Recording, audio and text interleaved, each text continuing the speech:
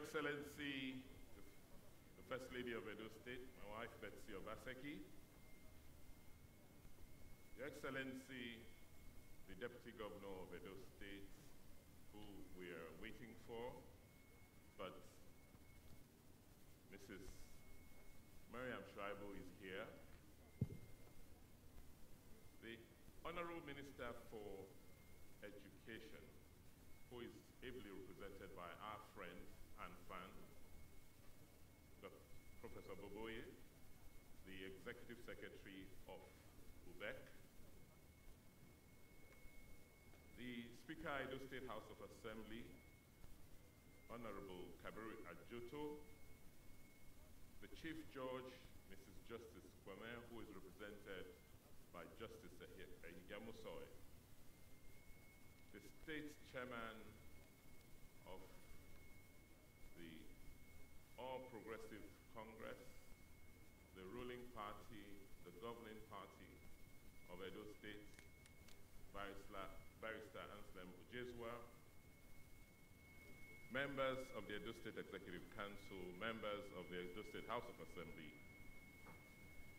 the chairman of ALAGHODARO Trust and the organizing committee of ALAGHODARO 2018, my friend and brother, Chairman of Sterling Bank, Mr. Aswe Igudalo. Thank you very much. Our revered monarch, the Omanobanedo Ukua Kolopolo, the Oba of Benin, Oba Tokwe, who is represented by the ESL of Benin, Chief Dr. Igbe, the Obasoge of Benin, Chief Eduwo Hato, and the Iweriogene of Benin, Chief H.O. Bazwaye. Service commanders, our special guests and speakers, let me single out the presidential advisor who is responsible for the National Social Investment Program, Mrs. Miriam Weiss, the captains of industry who are here with us, members of the clergy who continue to support and pray for our administration,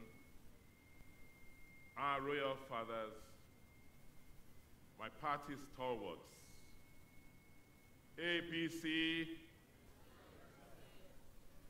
our sponsors, without whom we may not have been able to put this event together, panelists, distinguished ladies and gentlemen. My brother and chairman of ALAGHODARO said I should come up to the pulpit and present our scorecard. And in doing so, it is with delight that I welcome all of you to ALAGHODARO 2018. As most of you are aware, ALAGHODARO in Edo means progress. And we have adopted that phrase or word as a mantra for our overall development as a people and as a state. We're also using it to lay the basis for the public presentation and scrutiny of government policies and actions.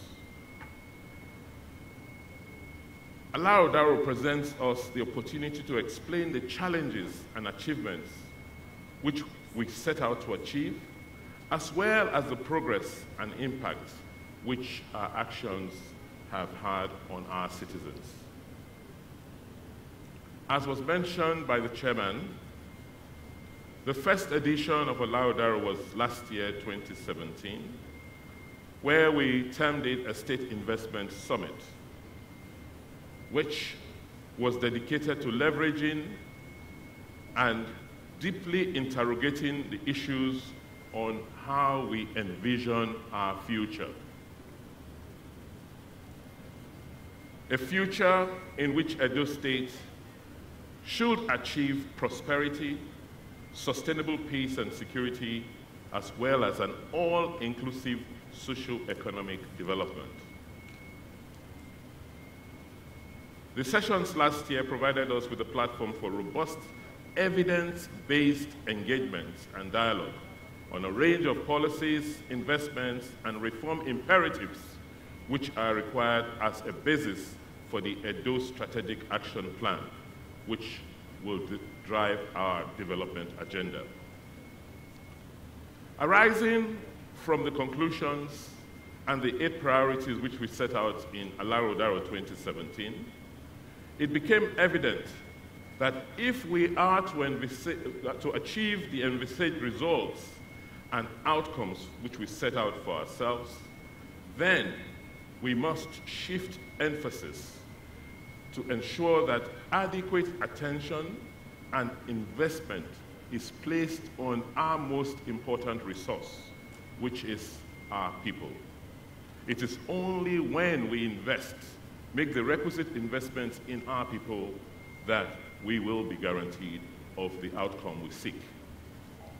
Thus, to reconfirm the centrality of Edo people in our development agenda and our economic renewal, we decided that this year, the theme for ALAGHODARO will be the Edo of our dreams, investing in our people.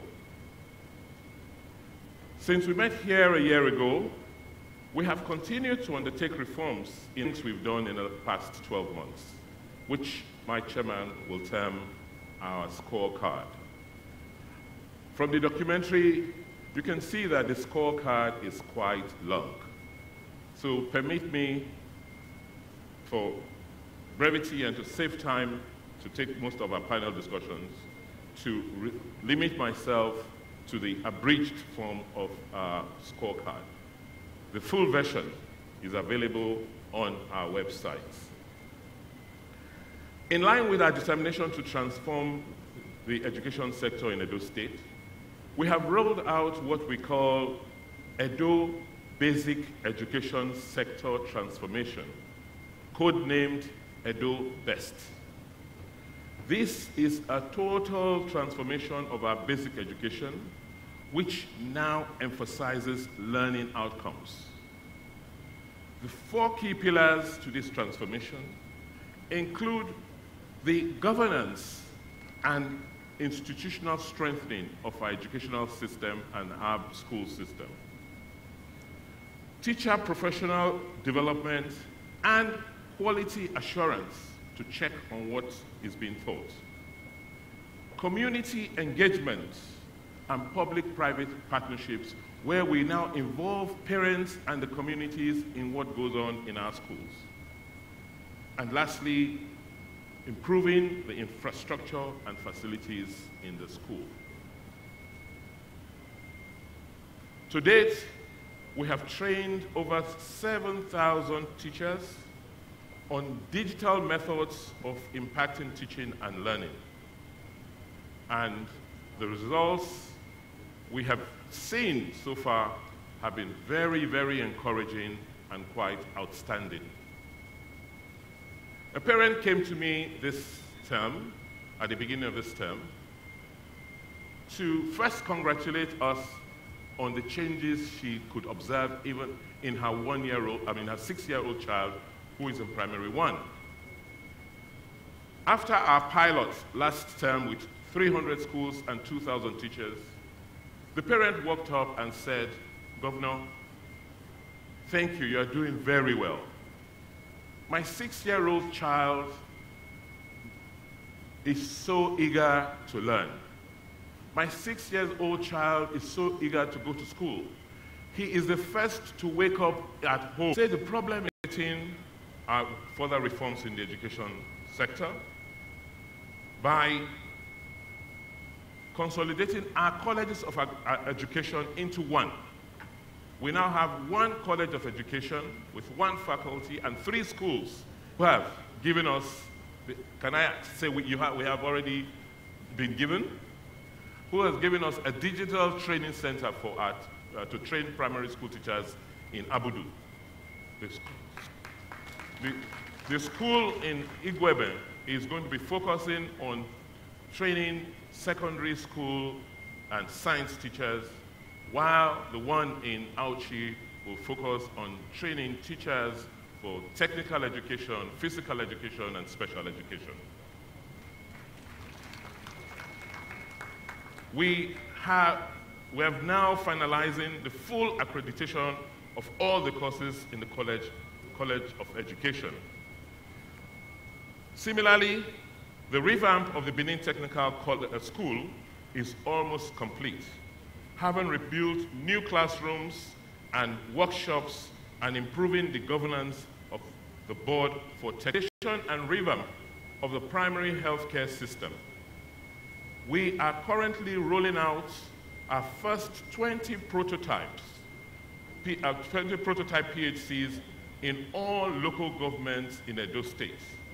And as you saw from the video, each one must have 24/7 solar-powered electricity, functioning boreholes so that there must be water, thoroughly trained staff, and a customized technology to assist the nurses in managing cases, so that anybody who walks through the doors of our primary healthcare center will be tracked. All their vital information is captured and logged into a database, which is uploaded at another center for review. To sustain this reform, and in addition to the various federal government support and funding which we receive and we're very grateful for, we now save 1% of our federal government allocation every month. So 1% of what we as a state receive, in fact, we put aside to invest in our healthcare system. The local governments also put aside 1% of what they receive so that we can strengthen our healthcare system, the Edo-P. In addition, we have commenced the reorganization of the Edo State School of Nursing and Midwifery, which the process of re-accreditation is currently on. We've done several other healthcare projects, but I feel that these are the most important projects we would like to highlight. Projects such as the Lassa Fever Center is now fully equipped and functional. We have equipped the Infant Incubation Complex, the Neonatal Complex at the Stella Obasanjo Hospital. But that is not to say our work is complete. There's a lot, much more to be done. And I'm sure people are asking, what is the plan for the new specialist hospital? Our philosophy and view is that the first point of contact with the healthcare system cannot be the specialist hospital, cannot be the general hospital. The first point of contact has to be the primary healthcare system. So we are building up. So in the case of the specialist hospital, we have done all the inventory. We are purchasing a few of the equipments that are not there yet. And we are having a process now with some private sector partners on how to open that university and manage it on a sustainable basis so that it can endure.